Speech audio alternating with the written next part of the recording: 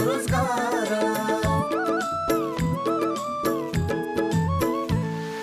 सबै मिलिजुली गरौँ उन्नतिको कर्म, स्वावलम्बी र समृद्धि नै सहकारीको मर्म।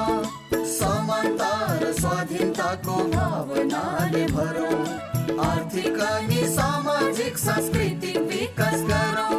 सहकारी दर्पण, सहकारी दर्पण, सहकारी दर्पण।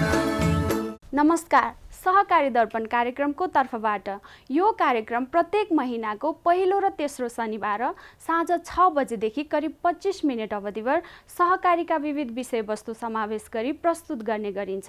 स्वागत एवं सहकारी अभिवादन आजको यो श्रृङ्खलामा पनि सम्पूर्ण दर्शक महानुभावहरूमा।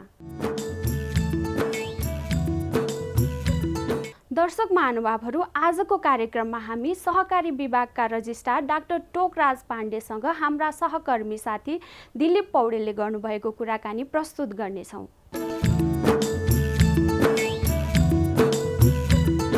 आदरणीय दर्शकबिन नमस्कार।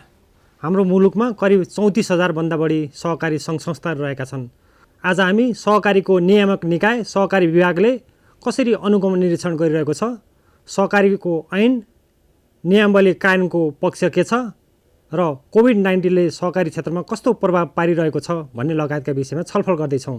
आजको यस छलफलको लागि हामीले सहकारी विभागका रजिस्ट्रार डाक्टर टोकराज पाण्डेलाई आमन्त्रण गरेका छौँ। डाक्टर साहब, यहाँलाई कार्यक्रममा हार्दिक स्वागत छ। हस्, नमस्कार।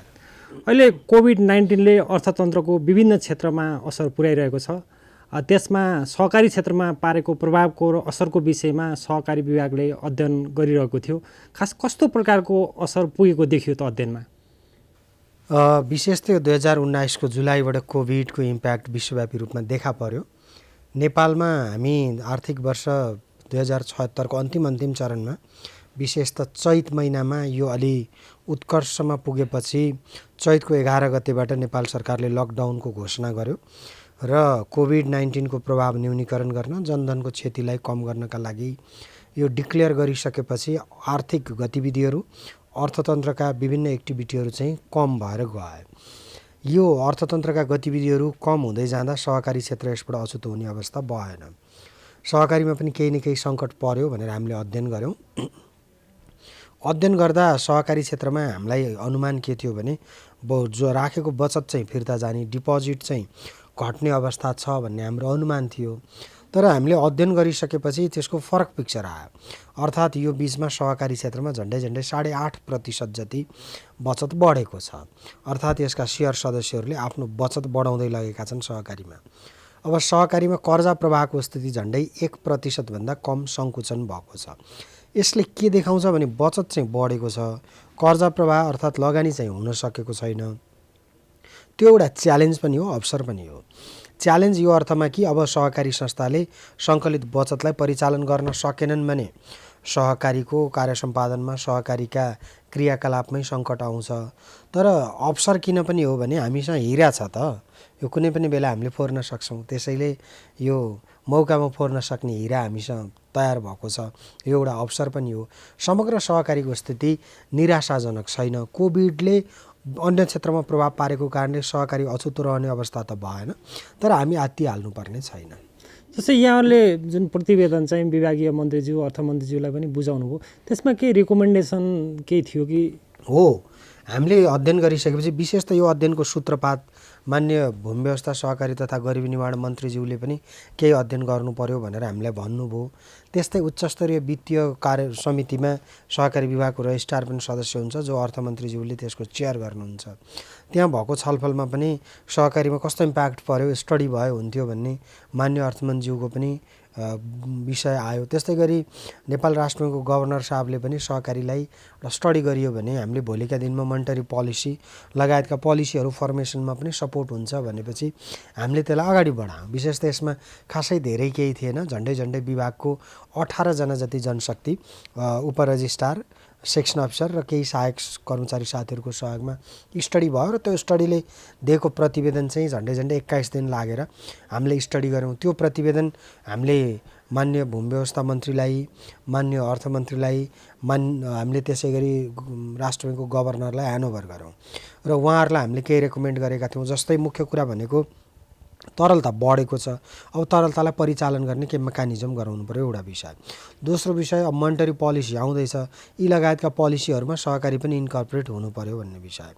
अर्को भनेको सहकारी नियमन चाहिँ सहकारी विभागले गर्छ, तर अहिले प्रदेशमा प्रादेशिक कार्यालयहरू, प्रदेश मन्त्रालय, स्थानीय पालिका पनि सहकारी नियमनको लागि अगाडि छन्, तर अनुभवको कारणले, जनशक्तिको कारणले, आइडियाको कारणले ती निकायहरूले त्यति प्रभावकारी रूपमा कामलाई जति अपेक्षा गरिएको थियो त्यो अनुरूप अगाडि बढेन भन्ने गुनासो छ।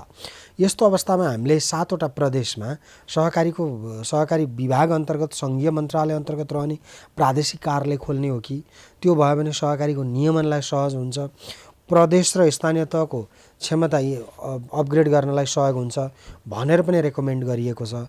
अब आशा गरौँ आउँदै गरेको मौद्रिक नीति र अन्य नीतिहरूले यो कुरालाई पक्कै सम्बोधन गर्छ। जस्तै यो बिचमा चाहिँ सहकारी र निक्षेप वृद्धि भएको कुरा यहाँले गर्नुभयो। अहिलेको कोभिडको असरको हेर्दा खास त मुलुकको अर्थतन्त्र र समग्र रूपमा हेर्दा उत्पादन वृद्धि गर्नुपर्ने र रोजगारी सिर्जना गर्नुपर्ने अलि आवश्यकता देखिरहेको सबैतिरबाट महसुस गरिरहेको अवस्थामा यो सहकारीको पुँजीलाई त्यो सेक्टरमा हामी परिचालन गरेर कसरी उत्पादन वृद्धि र रोजगारी सिर्जना हामी गर्न सक्छौँ त? हो, कस्तो गर्न सकिन्छ भने विशेष त हामीले रोजगारी सिर्जना गर्न पनि पुँजी परिचालन गर्नुपर्छ, उत्पादन बढाउन पनि पुँजीको लगानी बढाउनुपर्छ। त्यसैले सबै कुराको मूल स्रोत भनेको पुँजी हो र हामीलाई लागि अवसर किन हो भने सहकारी क्षेत्रमा बचत बढेको छ, पुँजी बढेको छ, सम्पत्ति बढेको छ। यो बढेको बचत, बढेको पुँजीलाई त हामीले कृषिमा लैजान सक्छौँ, विभिन्न उत्पादनशील क्षेत्रमा लैजान सक्छौँ। त्यो भयो भने ती क्षेत्रले रोजगारी पनि वृद्धि गर्छन्, उत्पादन बढाएर अर्थतन्त्रलाई आत्मनिर्भर पनि बनाउँछन्, चर्को आयातलाई प्रतिस्थापन पनि गर्छन्। यो कारणले गर्दा यो एउटा अवसरको रूपमा हामीले लिएका छौँ र अब यसलाई कसरी अगाडि बढाउने भन्ने विषयमा हामी सोचिराखेका छौँ। यसलाई कसरी परिचालन गर्यो भने रोजगारी सिर्जना हुन्छ, कसरी अगाडि बढायो भने उत्पादनमा वृद्धि हुन्छ, यो चाहिँ अब हामीले गर्नुपर्ने काम हो र यो दिशामा हामी चिन्तित छौँ। सरकारले सहकारी ऐन 2074 जारी गर्यो, त्यसपछि नियमावली जारी गर्यो र अहिले पनि सहकारी ऐन नियमावली पूर्ण कार्यान्वयनको अवस्थामा आइरहेको छैन भन्ने पनि सुनिन्छ। यसको वास्तविक अवस्था के हो र सहकारी अभियानले यसलाई पूर्णतः कार्यान्वयन गर्नको लागि कति सघाइरहेको छ र अझ हाम्रो गर्नुपर्ने के छ जस्तो लाग्छ हजुर? हेर्नुहोस्, यो 72 सालमा संविधान आयो, संविधानका सबै बुँदाहरू कार्यान्वयनका क्रममा छन्। कानुन भनेको आज डिक्लेयर गरेर भोलि नै कार्यान्वयन हुने विषय होइन, यो क्रमशः कार्यान्वयन हुँदै जान्छ, आवश्यकताले माग गर्दै जाने विषय हो। सहकारी ऐन कार्यान्वयन गर्नका लागि नियमावली चाहियो, नियमावली कार्यान्वयन गर्नका लागि कार्यविधिहरू चाहियो, त्यो हामी बनाउने चरणमा छौँ र कतिपय बनाएर डिक्लेयर गरिसकेका छौँ। कार्यान्वयनको प्रक्रिया अगाडि बढेको छ र जहाँसम्म अभियानको प्रश्न छ, अभियानसँग हामीले बढी अपेक्षा गऱ्यौँ कि भन्ने लाग्छ मलाई कहिलेकाहीँ। अभियान भनेको स्वतन्त्र रूपमा सहकारी क्षेत्रलाई विकास गर्नका लागि, प्रवर्धन गर्नका लागि व्यक्तिगत स्वार्थ नराखेर क्रियाशील भएको एउटा समुदाय समूह हो। त्यसले इनपुट दिने हो, तर उसले नै कार्यान्वयन गर्ने, उसले नै परिचालन गर्ने भन्ने बुझाइ गलत भयो भने त्यसले सही नतिजा नदिन सक्छ। तर आजका दिनसम्म अभियानले सहकारी विभागका सबै क्रियाकलापमा सपोर्ट गरेको छ। कतिपय कुरा हामीले उहाँहरूलाई बुझाउन सकेनौँ होला, बुझाइराखेका छौँ र प्रयास गरेपछि, पैरवी गरेपछि, भनेपछि विषय नबुझ्ने भन्ने होइन, अभियान पनि सही ट्र्याकमा छ।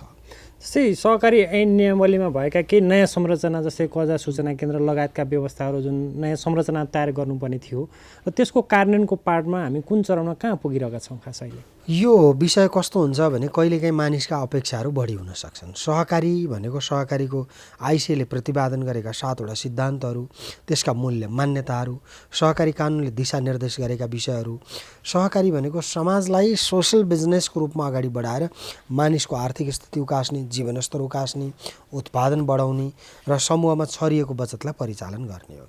तर सहकारी कानुनबाट छिरेका संस्थाहरूलाई कहिलेकाहीँ कम्पनी कानुन अनुसारको प्रिभिलेज चाहिएको छ। तपाईँको राष्ट्र ब्याङ्क ऐन जस्तो बैंकिङ सुविधा चाहिएको छ, त्यो चाहिँ हाम्रा गलत बुझाइहरू हुन् हो। यी यस्ता खालका सुविधाहरू चाहिन्छ भने कम्पनी ऐनअनुसार कम्पनीको कार्यालयबाट आउनु पर्यो। बैङ्क वित्तीय संस्था हुने रहर लाग्छ भने राष्ट्र बैङ्कले लाइसेन्स दिन्छ भने गएर ल्याउनु पर्यो। होइन भने सहकारी संस्थाहरूले सहकारी कानुनमा भएको व्यवस्थाहरू परिपालना गर्नुपर्छ। सहकारी कानुनले नयाँ व्यवस्थाहरू राखेको छ।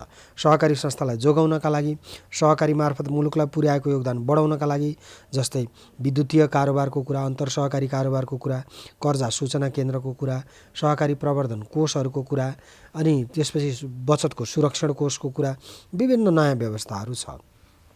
यो कानुनलाई हामीले अक्षरशः कार्यान्वयन गऱ्यौँ भने अहिले सहकारीमा देखिएका जति समस्या छन् मलाई विश्वास छ 90% समस्याहरू सल्भ भएर जान्छन्। वास्तवमै यो सहकारी क्षेत्रलाई अग्रगामी दिशा दिनका लागि, सहकारी मार्फत समृद्धि हासिल गर्नका लागि, संविधानले सहकारीलाई जे जस्तो हिसाबले व्यवस्था गरेको छ त्यो अचिभ गर्नका लागि उपयुक्त छन्। खाँचो यसको कार्यान्वयनको हो। त्यसैले सहकारी कानुनहरूको विरोध गर्नु, त्यो नबुझिने मानिसले मात्रै विरोध गर्छ। यसलाई कार्यान्वयन गर्नु आजको प्रमुख खाँचो र हामी कार्यान्वयनको दिशामा अगाडि छौँ। विभागले खास त सहकारी संस्थाहरूले धेरै ब्याज लिइरहेको सन्दर्भमा सन्दर्भ ब्याज तोक्यो। अहिले त्यो पूर्ण कार्यान्वयनको अवस्थामा पुग्यो कि के भइरहेछ? यो गत 2076 को साउन 19 गते हामीले सन्दर्भ ब्याज दर तोक्यौँ। सहकारी ऐनको दफा 51 मा रजिस्ट्रारको संयोजकत्वमा सन्दर्भ ब्याज दर तोक्ने समितिको परिकल्पना गरिएको छ। त्यो समितिले विभिन्न मूल्य सूचकको आधारमा चाहिँ ब्याज लिएर त्यो सन्दर्भ ब्याज दर तोकिन्छ। तोकिएको सन्दर्भ ब्याज दर कार्यान्वयनमा छ। कहीँ केही कठिनाइ भएको छ कि भनेर हामीले साथीहरूलाई फिल्डमा अनुगमनमा पठाउँदा सन्दर्भ ब्याज दर कार्यान्वयनको अवस्थाको बारेमा प्रतिवेदन ल्याउनुहोस् भन्यौँ। प्रत्येक संस्थाले कार्यान्वयन गरेको छ। कुनैले कार्यान्वयन गरेन भने हामी कारबाही गर्छौँ। त्यसैले यसको अक्षरशः कार्यान्वयन भएको छ। सन्दर्भ ब्याज दर वास्तवमै हामीले पहिलोपल्ट गरेको एउटा प्रयास थियो, जसले सहकारी क्षेत्रलाई सुशासनमा राख्न, सहकारी क्षेत्रमा देखिएका साहुकारिताको अन्त्य गर्न, टाठाबाठाले सोझा सिधाको पैसा दुरुपयोग गर्नमा केही नियन्त्रण चाहिँ भएको छ। जस्तै यहाँले भर्खर पनि भन्नुभयो केही सहकारीहरूमा साहुकारिता पनि देखियो। खास त सहकारीहरूमा अलिकति वित्तीय अनुशासन उल्लङ्घन गरेर केही सहकारीका सदस्यहरूले जम्मा गरेको निक्षेप फिर्ता नदिने लगायतका केही समस्याहरू पनि देखिरहेको अवस्था छ। तिनको नियमन गर्नलाई तिनी पीडितहरूलाई न्याय दिन अथवा को लागि विभागले कस्तो प्रकारले अनुगमन निरीक्षण गरेर सजीकरण गरिरहेछ? कसैको बचत संस्थाले फिर्ता दिएन भने, कसैले बढी ब्याजको प्रतिफलको लालसामा राखेको पैसा समयमा भुक्तानी भएन भने त्यसको दोष सहकारी विभागको मात्रै हुँदैन, त्यो प्रारम्भिक संस्थाको मात्रै पनि हुँदैन। त्यो लालसामा परेर गलत नाजायज फाइदाका लागि पैसा डिपोजिट गर्ने डिपोजिटरको अर्थात् सहकारीको सदस्यको पनि हुन्छ। त्यसैले सबैभन्दा ठुलो कुरा चेतना हो।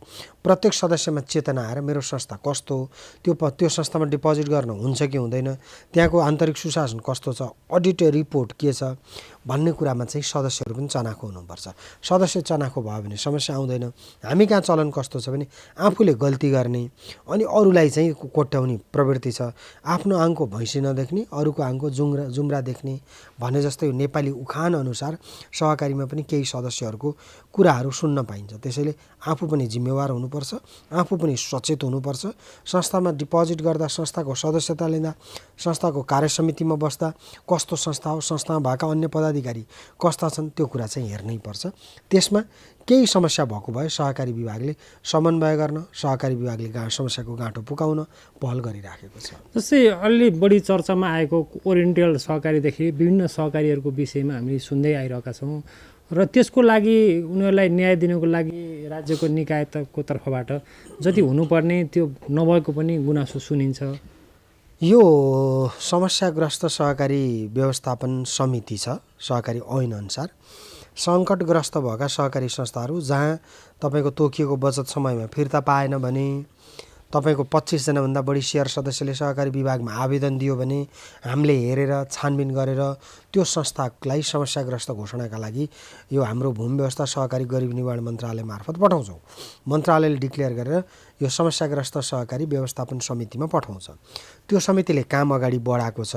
तर समस्या कहाँनिर छ भने हामीलाई पैसा डिपोजिट गर्ने बेला अरूले थाहा पाउँछ कि भनेर पोको पारेर लुकेर लगेर डिपोजिट गर्ने बढी ब्याजको लोभमा, समयमा फिर्ता नआएपछि फेरि उसलाई ओभरनाइटमा डिपोजिट फिर्ता चाहिन्छ।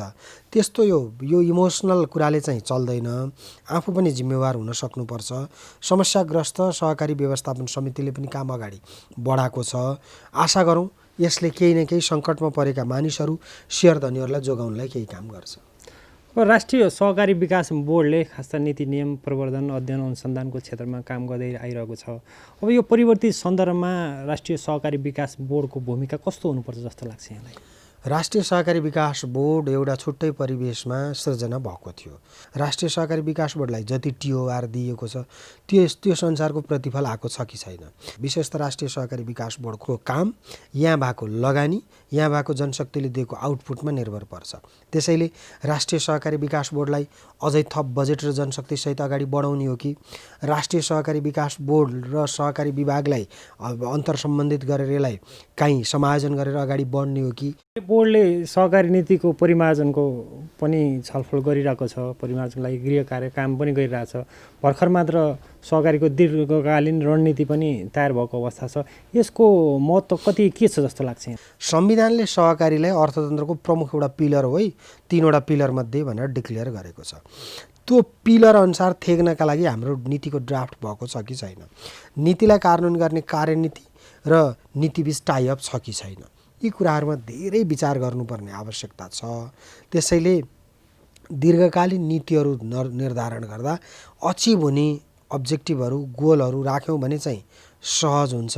सहकारी ऐन नियमावलीले खास त यो हाम्रो मुलुकमा सहकारीको सङ्ख्या धेरै भयो भनेर एउटा एकीकरणको लागि प्रोत्साहन गरिरहेछ। तर सहकारी संस्थाहरू त्यति धेरै इच्छुक नदेखिरहेको अवस्थामा अब यो सहकारी एकीकरणको प्रक्रियालाई अगाडि बढाउनको लागि कसरी विभागले प्रोत्साहन गर्न सक्छ अथवा सहकारीको भूमिका के हुनसक्छ जस्तो लाग्छ? तपाईँ हाम्रो परिवेश अनुसार कुरा गर्दा कुनै पनि कुरा कार्यान्वयन गर्नका लागि हामीलाई दुईवटा कुरा चाहिँदो रहेछ, कि एउटा दण्ड दिनुपर्छ कि एउटा पुरस्कार दिनुपर्छ। त्यो दण्डित भनेको तपाईँले यति समयभित्र यतिवटा संस्था मर्ज गर्नुपर्छ नभए कारबाही हुन्छ भन्न सक्नु पर्यो, कि होइन भने सहकारी संस्था मर्ज गर्यो भने यो फेसिलिटी पाउँछ, यो प्रिभिलेज पाउँछ भन्न सक्नु पर्यो। यो दुईटै कुरा नभएपछि सहकारी क्षेत्रमा एकीकरणका लागि रुचि कम हुनु स्वाभाविकै हो। तर अब हामीले के गर्न सक्छौँ त? अरूको पल्टामा मात्रै कुरा पुऱ्याएर त भएन। हामीले सक्ने के हो भन्दा हामीले त्यसलाई एउटा तपाईको प्रमोट गर्न सक्छौँ, त्यसका लागि लबिङ गर्न सक्छौँ, त्यसका लागि सूचना प्रसारण गर्न सक्छौँ र त्यो काम लिएर कोही आयो भने सहज ढङ्गले काम गरिदिन सक्छौँ। सहकारी विभागले त घोषणा गरेको छ, यदि प्रक्रिया मिलेर आएका एकीकरणका फाइलहरू छन् भने सहकारी विभागमा बासी रहँदैनन्। यो कुरा मैले फोरमहरूमा पनि भन्दै आएको छु। सहकारी विभागले मर्जरलाई उच्च प्राथमिकता दिएको छ। हामीले गर्न सक्ने भनेको छिटो छैटो सेवा दिने हो, त्यो कुरा दिन सकिन्छ। आउनुहोस्, यो बाँडिएर धेरै ठाउँ टुक्रिएर भन्दा पनि एकै ठाउँ बसेर एउटै ठाउँमा हुँदाखेरि शक्ति आर्जन हुन्छ, त्यसले चाहिँ सिनर्जी इफेक्ट दिन्छ। यो कुरामा लाग्न म समस्त सहकारी अभियानलाई, सहकारी कर्मीहरूलाई, सहकारी सङ्घ संस्थाहरूलाई अनुरोध गर्छु। विभागले खास त सहकारीहरूको सबै विवरणहरू अद्यावधिक एउटा रेकर्ड गर्नको लागि जुन कोपोमिस प्रणाली ल्याएको थियो र त्यसको जुन हिसाबले उत्साहजनक सहभागिता हुनुपर्ने सहकारीहरूको त्यसमा किन भएन खास, अथवा त्यसमा कहाँनिर कमजोरी के रह्यो? हो, हामीले 2075 सालमा कोपोमिसको सिस्टम चाहिँ मन्त्रालयले विभागलाई हस्तान्तरण गर्यो। त्यो कोपोमिसमा धेरै संस्थाहरू आउन आनाकानी गरे। आनाकानी गर्नुको पछाडि के कारणले आएनन् त त्यो हामीले हेर्नुपर्छ। पहिलो कुरा, कोपोमिस युजर फ्रेन्डली भएन।